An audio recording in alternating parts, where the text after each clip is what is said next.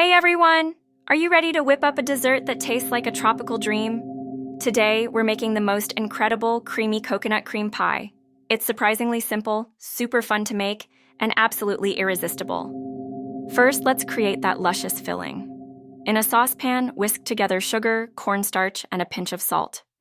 Gradually whisk in milk and rich coconut milk until smooth. Cook this mixture over medium heat, stirring constantly until it thickens beautifully.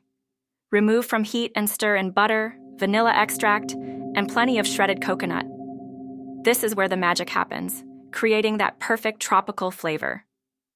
Pour your warm coconut filling into a pre-baked pie crust.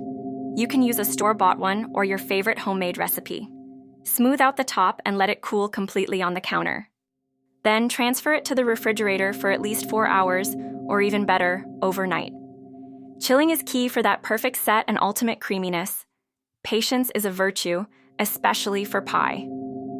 Before serving, top your chilled pie with a generous layer of freshly whipped cream and a sprinkle of toasted coconut flakes. Every bite is pure bliss. This pie is a guaranteed crowd pleaser for any occasion. Go on, give it a try.